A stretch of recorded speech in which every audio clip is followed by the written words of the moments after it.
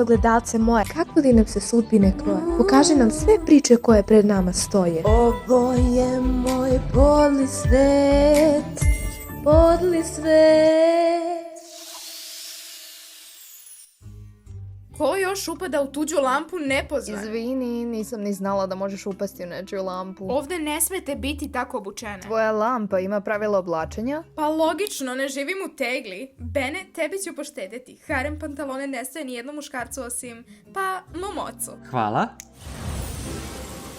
Slatko, ali ako bi mene pitali, dodala bi po koju šokicu ovde, malo sjaja tamo. Ne, pa to je u redu, sasvim dobro. Šifon, stvarno. Ovo ti ne vraćam. Čekaj, da li smo u Oredonu?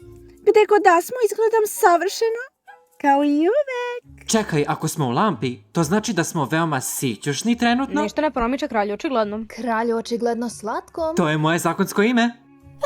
Šta to bi? Kinula sam. Alergična sam na lampe. Nasleđuje se. Da, ja imam alergije, nasledio od oca. Ja sam nasledila očeve lutke. O, to je... Uklete vudu lutke. Zastrašujuće. Da, moj tata baš voli drugu stranu. Pa lepo je imati hobi. Opsednuti duhovima i zna njihove dane smrti. Ali ne može da zapamti moj rođendan. Moj tata voli rođendane. Čak je izmislio i smešan place, kad bi bar mogao da ga vidiš. O, stvarno to želim. Mislim, kad sam već ovde i sve to, baš bi bilo top. Ali pretpostavljam da nema mesta za još jednog odvetnog zlikovca ovde u Oredonu. Verujem da ću moći samo da sanjam tvog oca kako pleše. Uzdah.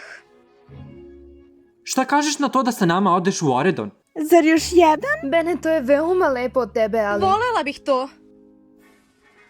Naći ćemo ti cimerku Koliko i... god uživala gledajući prijavu novih učenika, možemo li ovo ostaviti za kasnije? Kao, možda što dalje od mene i možda ne u mojoj kući. Sugerišem vam da odete. Okej, kako da odemo odavde? Na isti način na koji ste došle. Poželi želju, želja broj 3. Ćao!